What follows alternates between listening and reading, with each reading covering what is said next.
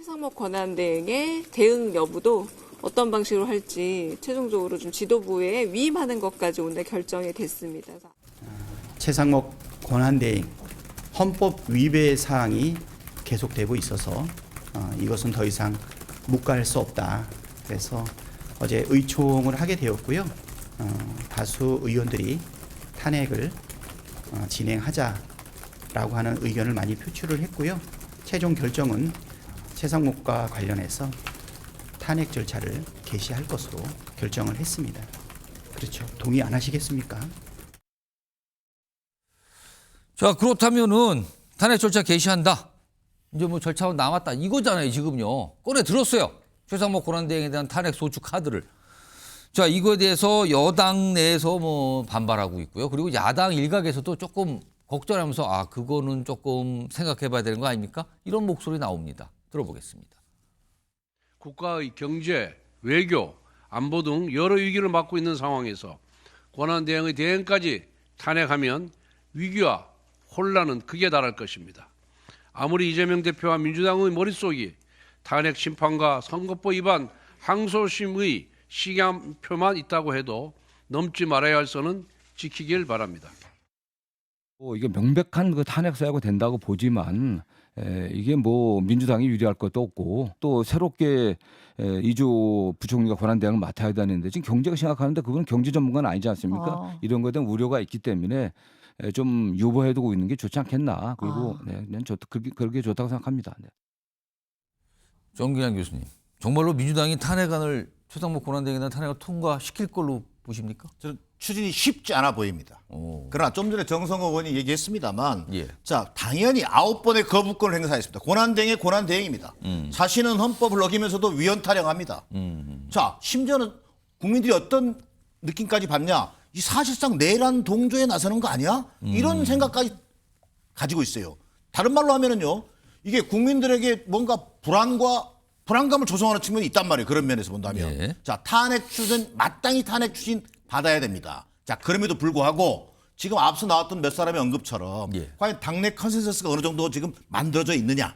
또 두 번째, 탄핵 추진을 일방적으로 추진하는 것이 충분히 그런 명분은 되지만 자칫 정치적으로 자충수가 되지는 않을까라고 하는 그런 우려가 있는 겁니다. 왜 그러냐면 아무리 불만이 많아도 또 탄핵까지 나갔을 경우 이게 어떤 의미를 갖는 것이며 더 나아가서 이게 정책 자충수가 되거나 더 나아가서 중도층에 주는 불안 이미지도 있습니다. 왜? 권한대행의 권한대행을 탄핵하면 다음은 또 누가 하는 거지? 그러면 대행이 되는 거죠? 그렇습니다. 그런 부분에 대한 국민적 불안을 있기 때문에 이런 것까지를 감안해야 되는 게 소위 원내 다수 야당의 고민인 겁니다. 다시 말씀드리면 마땅히 탄핵받아 마땅하나 일방적인 탄핵 추진이라고 하는 것이 가져올 정치적 여파에 대해서는 신중히 고민하는 것이 지금 민주당의 스탠스라고 보여집니다.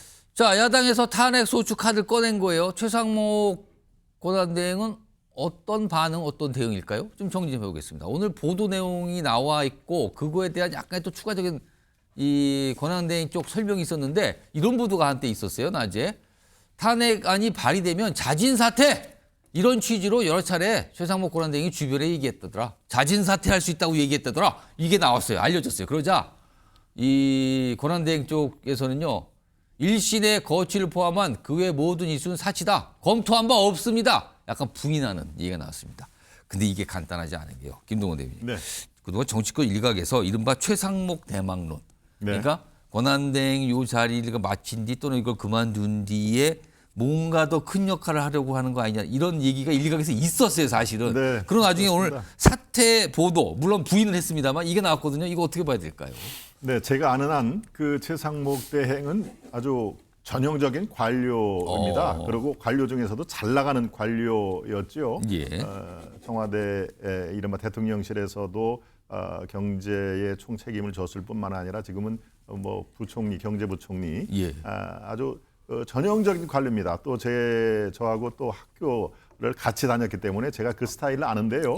지금 상황에서 내가 대선을 한번 꿈을 꾸자라는 것은 저는 가능성은 제로라고 봅니다. 제로다? 네, 그렇습니다. 지금 상황에서 무슨 뭐 대통령병 뭐 이런 게 아니더라도 지금 상황에서 나설 때 안 나서고 그런 것은 명확히 구분을 한다. 지금 상황이 어떤 상황입니까? 정말 지금 말씀드린 대로 대행의 대행 체제고 저는 역으로 민주당에서 최대행을 실제로 예. 탄핵 절차를 밟았으면 좋겠습니다. 오. 네, 실제로 그렇게 했으면 좋겠습니다. 그래서 그 탄핵의 후폭풍이 얼마나 가혹한지 예, 이 여론의 향배가 대반전을 이룬 게 우리 시청자 여러분 잘 아실 겁니다. 예, 한덕수 총리를 탄핵할 때 그때부터 여론의 급반전이 예. 일어난 건데요. 지금 대행의 대행, 저 최상목 대행도 부디 민주당에서 탄핵을 한번 시도를 강력히 한번 추진을 했으면 좋겠다라는 것이 제가 역설적으로 생각이 드는 정도로 글쎄요. 그렇게 되면은 또 다른 그 민심의 후폭풍 어떻게 감당을 하시려고 하는지 아마 그래서 정성호 의원이라든가 저렇게 이른바 신중론자가 민주당 내에서도 꽤 있다. 이것은 받아들일 수 없습니다. 이거 큰일 납니다라는 얘기가 그래서 자연스럽게 나온다. 저는 이런 말씀드립니다.